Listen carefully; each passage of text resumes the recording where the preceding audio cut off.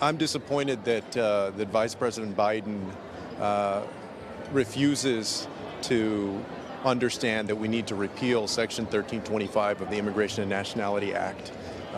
It seems like one of us has learned the lessons of the past and one of us hasn't.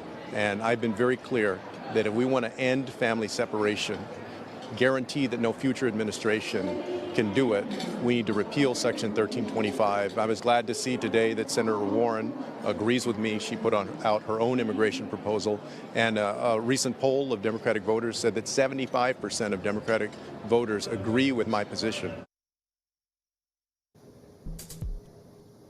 Hey there, Vaughn. Now, this is going on, of course, and as you've just mentioned with Julian Castro, while there's an uproar over President Trump's current immigration policies, what are the other candidates and people who are attending saying about this in Milwaukee?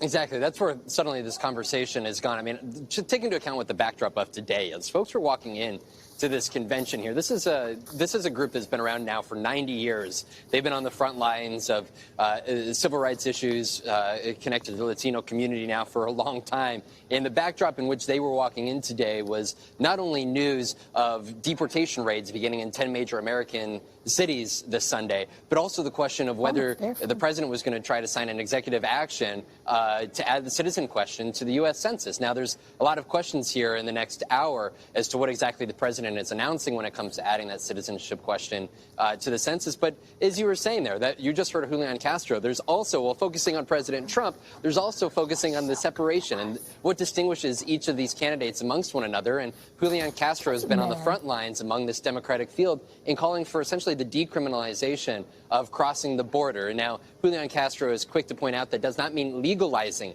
the act of crossing the border. It just simply means decriminalizing it and allowing an immigration court process to take place in which individuals that are seeking asylum can go and be either granted asylum or be denied. But then also those that are simply crossing without documentation, it can either be deported back or ultimately determined to be able to stay here. Elizabeth Warren is going to be announcing tonight her own immigration policy in which she's backing the decriminalization, but Kamala Harris does as well as Mayor Pete Buttigieg. Joe Biden, as you heard Castro there explicitly call out, is somebody who has not gotten on board with that. Castro suggested that there's one individual, meaning him, that has moved along with the times, and there's somebody that has not learned from history, that being Joe Biden. Joey Johnson, he's actually the former DHS secretary under the Obama administration. He, in a defense of Joe Biden, said that the concern is for Democrats that are taking this decriminalization position that you are suggesting that there's an open border policy, and especially come a general election against Donald Trump. What are the ramifications of that in terms of a messaging to the wider American electorate?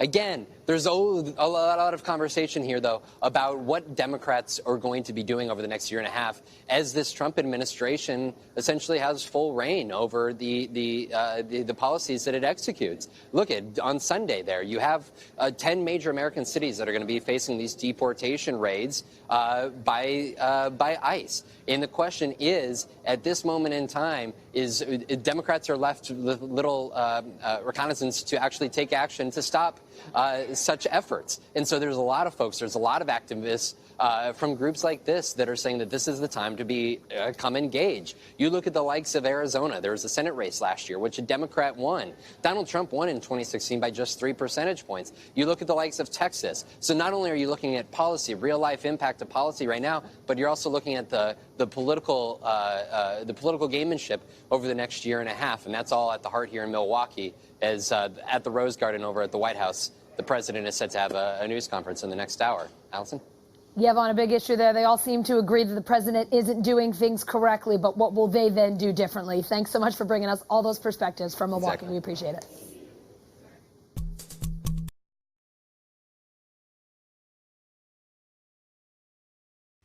Hey, NBC News viewers, thanks for checking out our YouTube channel. Subscribe by clicking on that button down here and click on any of the videos over here to watch the latest interviews, show highlights, and digital exclusives. Thanks for watching.